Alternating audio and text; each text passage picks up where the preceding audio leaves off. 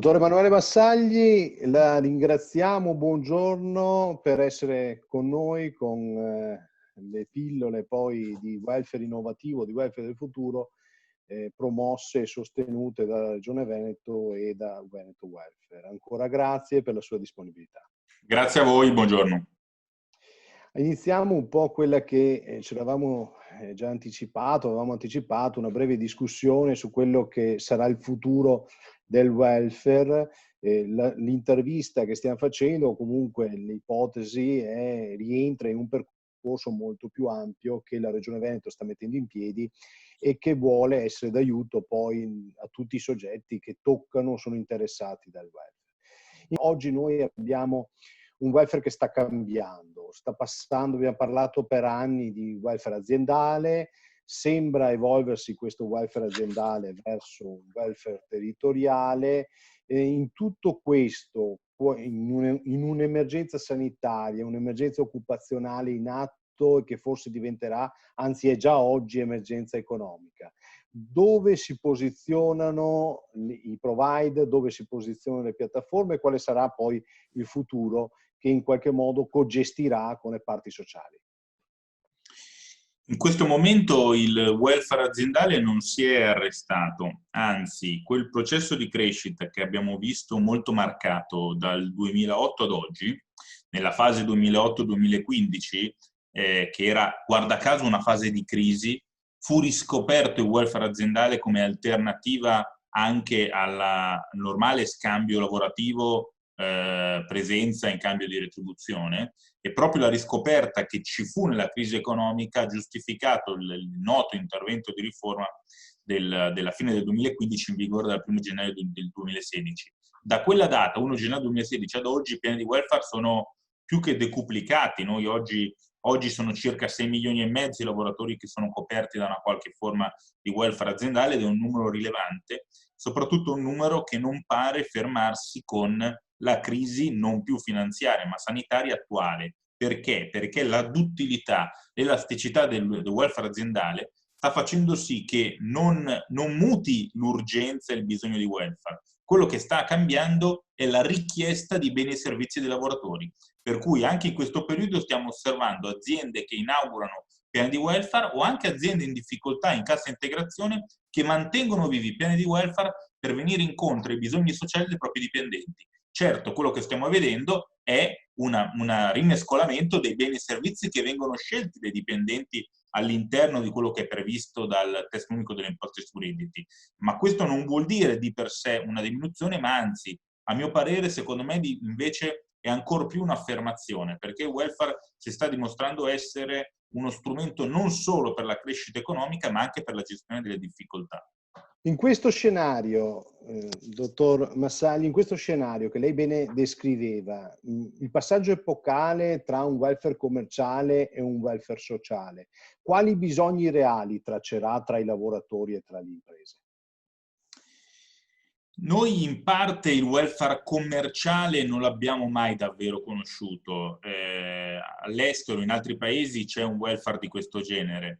Perché? Perché già nella versione originaria del testo unico delle imposte sui redditi, il welfare riconosciuto in azienda, gode del vantaggio della non ricomprensione del reddito da lavoro, quindi no tasse, no contributi, quindi un vantaggio veramente non indifferente economicamente, proprio perché si prende cura di bisogni sociali, per cui la natura sociale del welfare c'è sempre stata. È chiaro che in un momento come questo viene riscoperta, per cui alcune componenti del welfare che hanno sicuramente una natura più consumeristica o comunque più di sostegno ai consumi vengono meno perché emergono molto più in modo molto prioritario esigenze di natura sociale. La prima in questo periodo è indubbiamente la protezione, la sorveglianza e la prevenzione sanitaria.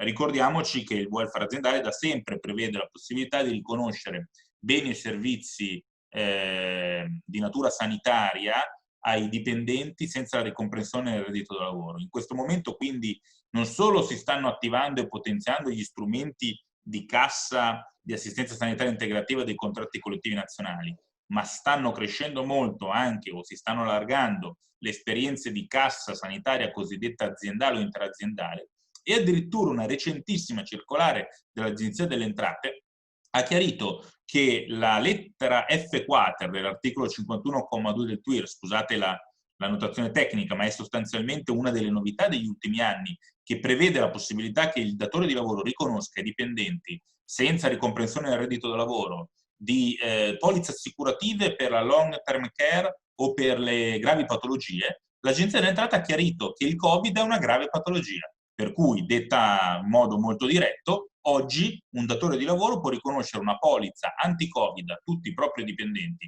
in un piano di welfare aziendale, godendo dei vantaggi fiscali e contributivi del welfare aziendale. Questo è un segnale di dove sta andando il welfare aziendale per venire incontro proprio, come mi chiedeva, ai bisogni di natura sociale. I provider, secondo lei, quali sfide avranno in futuro davanti per poter rispondere a quelle che poi sono le richieste di servizi che le aziende, le istituzioni richiederanno e stanno richiedendo in massa?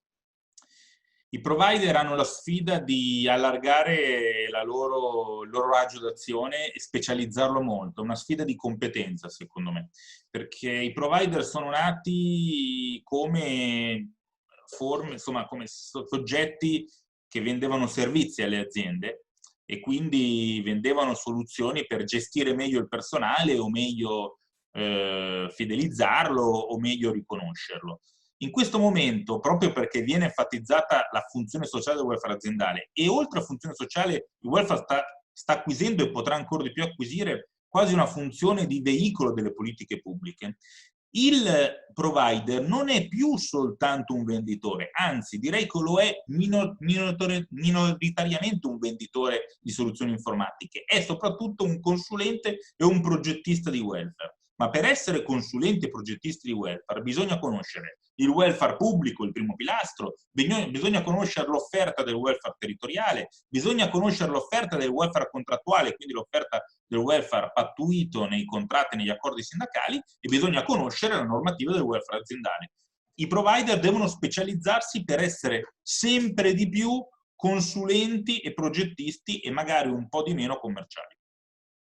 Disegna un ruolo di provider sempre più soggetto formativo, sempre più hub in realtà a 360 gradi. E allora il futuro, il provider del futuro, che rapporto avrà con i corpi intermedi, con la rappresentanza, con i sindacati, con le associazioni di categoria? Noi veniamo da una cultura in cui tendiamo sempre a contrapporre tutto, per cui il welfare aziendale ha come grandi avversari i sostenitori del welfare di Stato, come se il welfare aziendale togliesse spazio al welfare di Stato. Prima questa accusa era rivolta al welfare delle parti sociali che citava lei, dei contratti collettivi. Adesso quelli welfare dei contratti collettivi dicono ma se il welfare aziendale può mangiare spazio a quello che decidono i contratti collettivi, che a sua volta mangia spazio a quello che decide lo Stato. Questa è una dialettica ormai veramente molto vecchia, perché i bisogni delle persone sono talmente vasti e talmente profondi nella richiesta che nessuno di questi soggetti da solo può pensare di rispondere. Per cui la sfida è la complementarietà dei sistemi di welfare, non la competizione dei sistemi di welfare. E anche leggere tutto in termini di competizione è un errore. E laddove accade, perché a volte accade che alcune soluzioni si sovrappongono, laddove accade c'è bisogno di razionalizzare il welfare, cioè di fare dialogare le possibili fonti del welfare a cui una persona può attingere, farle dialogare per renderle tutte economicamente più razionali, economicamente più efficienti. La visione integrata che lei cita del welfare trova oggi un appoggio forte anche in Regione Veneto. Avevamo tre contenitori, il welfare sociale, il welfare definiamo economico, l'area competitiva e il welfare lavoro. Oggi sempre di più si cerca di dialogare e creare strumenti, opportunità anche finanziarie integrate. Sembra però che ciò passi anche attraverso una capacità di immaginare l'approccio alle nuove tecnologie dei provider in termini innovativi. Quanto ritieni impatteranno quest'onda di digitalizzazione che siamo stati costretti in qualche modo a subire, ma che stiamo gestendo in termini di opportunità a fronte della pandemia che poi ci ha messo alla prova su più aspetti non solo di carattere sociale, ma contrattuale e economico? I provider erano già assolutamente attrezzati in questo senso, perché anche proprio nella terminologia a volte si confonde il provider chiamandolo piattaforma informatica. il termine è improprio perché il provider è molto di più, però è evidente che identifica una peculiarità del welfare aziendale gestito da esterni come i provider, che è proprio la soluzione informatica. Già oggi i piani di welfare aziendale delle aziende, quando sono seguiti dal provider, sono tranquillamente gestibili via internet, via smartphone, a distanza, senza bisogno di alcuna presenza. Ciò detto, però, molti provider, nonostante questo, assolutamente con piacere, poi comunque hanno degli sportelli per il rapporto umano con il beneficiario ultimo, che è sempre il lavoratore, cioè la cartina di tornasole dell'efficacia di un piano di welfare è sempre la risposta al bisogno del lavoratore. In questo senso, proprio su quell'integrazione che citava lei con il sociale e il territorio, è anche interessante perché il know-how dei provider di welfare sta diventando elemento da sfruttare anche per le politiche pubbliche. Cioè sono sempre di più i piani di welfare pubblico o di welfare misto pubblico e delle imprese gestiti dai provider anche per i beneficiari delle misure pubbliche, per cui ci sono comuni che affidano ai provider di welfare la gestione di alcune forme di welfare verso i lavoratori, quindi non i dipendenti, ma i cittadini che sono individuati dalle politiche sociali del comune come bisognosi. A confermare un'integrazione che è già in atto. Questo fu un tema di discussione proprio in Veneto. Io ebbi la fortuna di coordinare il tavolo sul welfare di quella operazione che fu Arsenale 2020, promossa proprio dalle parti sociali qualche anno fa. Ormai siamo arrivati nel 2020, che era un 2020 molto diverso da quello che avevamo immaginato qualche anno fa.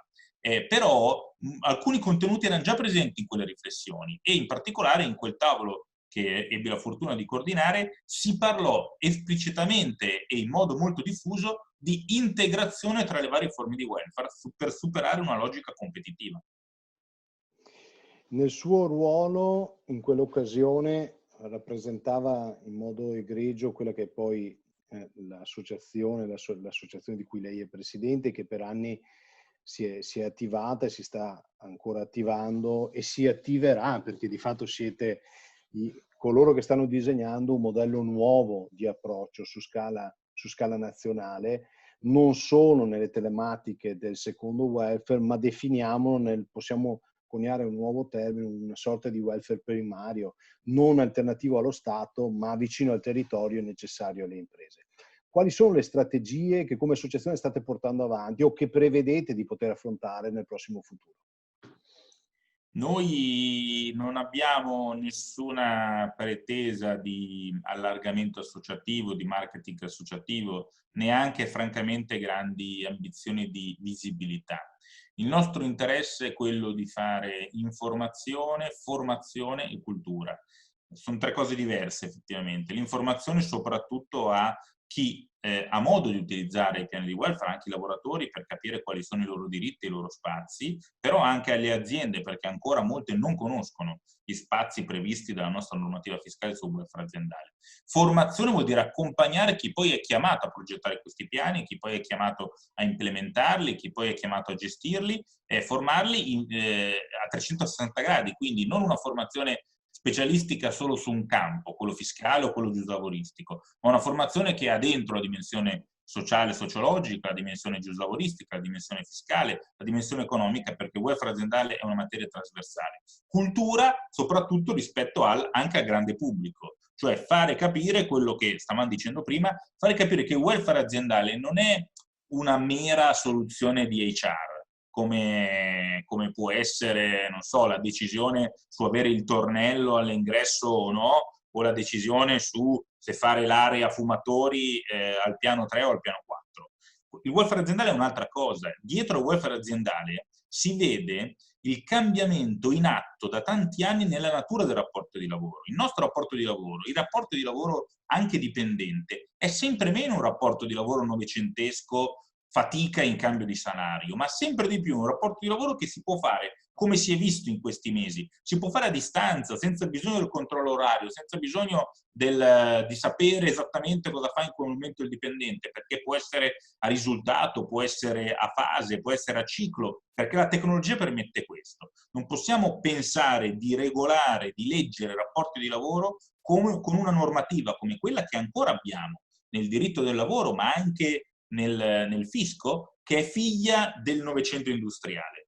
Quel mondo lì non c'è più e ne abbiamo tanti di segnali. La crescita del lavoro agile, le esigenze di conciliazione, l'attrazione dei talenti più giovani e il welfare aziendale sono tanti tasselli che ci stanno dimostrando che sta cambiando la natura del rapporto di lavoro. E questo è un cambiamento che non è esito di una riforma legislativa. Il welfare aziendale non è figlio di una riforma che se domani viene cambiata muore, ma che è sintomo di un cambiamento molto più grande. E in questo senso, più che stare lì a discutere come ostacolarlo o non ostacolarlo, si tratta di avere il coraggio di leggere culturalmente, per questo parliamo di cultura, il cambiamento e proporre delle soluzioni che facilitino il cambiamento e lo rendano soprattutto sostenibile per le persone.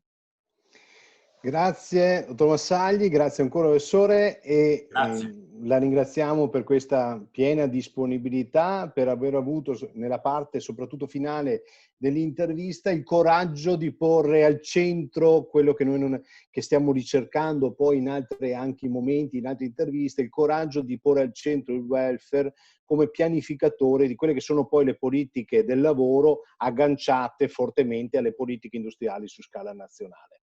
La ringraziamo ancora e a risentirci a presto, soprattutto per la grande disponibilità che lei sta dando alla nostra struttura in termini di competenze professionali. Grazie a voi e ci rivedremo, speriamo, in presenza tra non tanto.